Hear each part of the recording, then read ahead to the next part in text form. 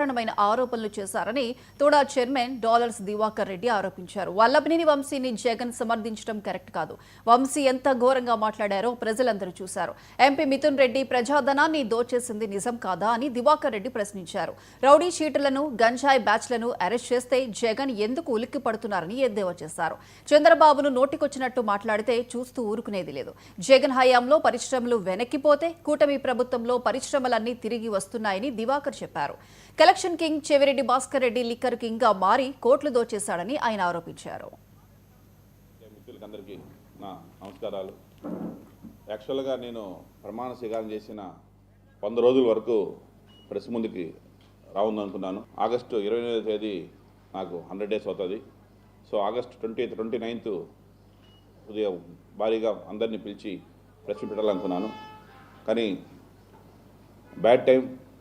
నిన్న మార్నింగ్ నుంచి ఫుల్ వర్క్స్లో ఉన్నాను. నిన్న ఈవినింగ్ ఇంటికి వచ్చిన తర్వాత టీవీ చూసిన తర్వాత చాలా బాధేసింది.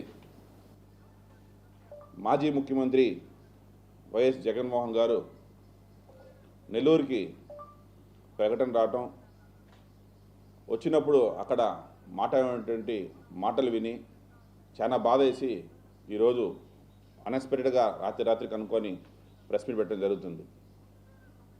కనీసం ఇప్పటికైనా వాళ్ళు 2019 ఎలక్షన్లో 151 సీట్లతో ప్రజలు మీకు అధికారాన్ని ఇస్తే 5 సంవత్సరాలు తిరగక ముందుగానే 11 సీట్లతోనే మిమ్మల్ని పరిమితం చేసేస్తే దానికి కారణం ఏందనేది అట్లీస్ట్ మీరు తెలుసుకోనేటువంటి పరిస్థితుల్లో ఉండి ఈరోజు కూడా మళ్ళీ అదే విధంగానే అదే మాటలే ఒక పెద్ద చిన్న ఏమీ లేకుండా నోటికి ఎట్టొస్తే అట్లా మాట్లాడి ఒక పార్టీకి అధ్యక్షుడిగా నువ్వు అట్లే మాట్లాడుతున్నావు.